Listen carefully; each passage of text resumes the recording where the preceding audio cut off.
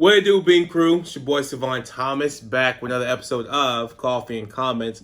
And today we're going to review Season 4. I guess, again, not review, react and recap Season 4 of The Last Kingdom. And Destiny is all.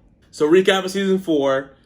Starts off with Alfred being dead and Edward, being a little bit older, taking over. He is holding the fortress at Wessex very well. He's not making any moves because his stepfather's telling him, his father-in-law, is telling him that he shouldn't, right? His father-in-law is the one that's really guiding his military motives, but he's kind of like holding his cards to the vest, right? Meanwhile, you have Canute and Brida and the other Danes that are just kind of sitting on their laurels, trying to figure out what they want to do. They finally feel like now's the time to make a move. Uhtred makes a trip to Bebbanburg, tries to go get some fighters from Wessex. Doesn't work out, so he takes his team, thinking there was only going to be a few people there.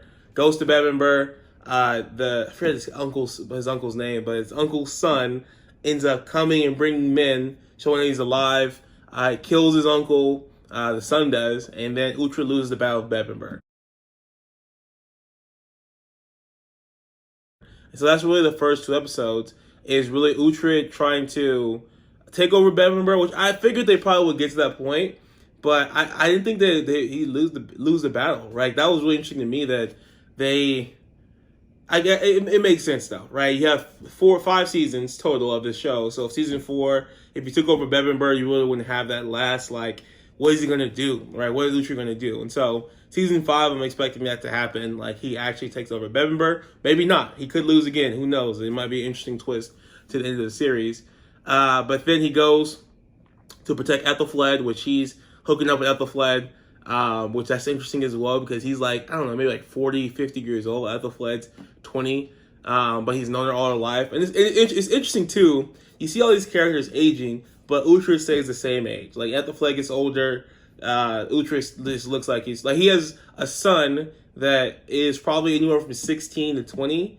And he again, you get to see young Uhtred as well. You get to see his kids that have grown up as well. So that's cool too. I like the fact that they introduced that to the storyline.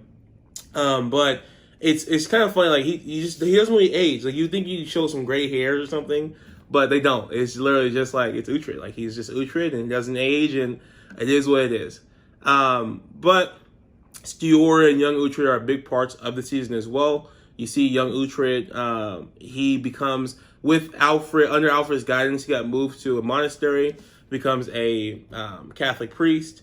Not Catholic, he's Christian. He becomes a priest, and you start to see Uhtred be a dad, which is interesting because young Uhtred is very hateful and revengeful against his father, but then starts to fall in place with his crew, with Finan, with Citric, with what's the other guy's name? It's also a priest that runs with Uhtred. I forget his name, but with his guys. And so you start to see young Uhtred respect his father and just the things he's done for Alfred and for the Christian kingdom. And even though he's a pagan and the sister's a pagan, he understands his father's value to the Christian religion, right? And so it's a interesting series. It goes from the first episodes of him losing Bebbanburg to him protecting Ethelfled, to fighting with Canute, kills Canute, sends Brida to slavery, which Brida has made a weird turn, right? And I knew from the first season she probably would, but she hates this man Uhtred. And I get it, he kills a ton of Danes,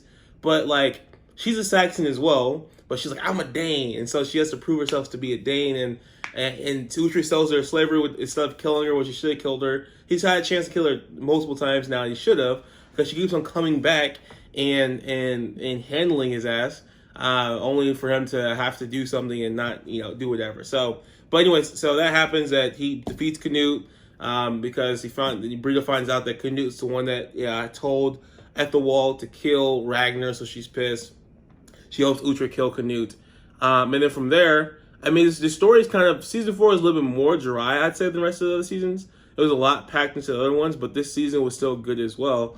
From there, Mercia is taken because of the king of Mercia's stupidity, and leads to Wessex heading to Mercia to kind of do some stuff there.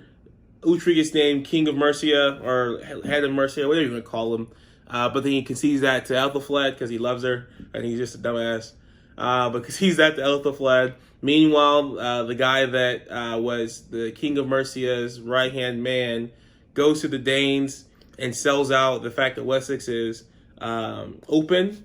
So then they have to go. Then they go attack Wessex. The Danes take over Wessex, and then there's a treaty at the end of the season between the Danes and Wessex for better land, right? And so it's a lot of action. I mean, there's always action. There's always interesting storylines and plot lines, but it's mostly sitting around Mercia and that kingdom. And I'm hoping that are we ever going to unite the kingdoms ever? Like, I don't know kind of what's going on anymore, but I'm excited to see how they finish this series up. I'm sure Bebbanburg's going to be in there. I wonder if, under under Edward, things get better. His mom's kind of interesting person as well. That they killed her off too. That was wild. But again, this is a recap. My reaction to the season is just that it's not as good as the other seasons, but it's still a very interesting show, and I'm excited to see what happens next. But again, that's my thoughts and reactions to season 4 of The Last Kingdom. Thanks for tuning in to another episode of Golf and Comment. Nothing to lose, I was starving from the start. Now the same cat driving Jaguars.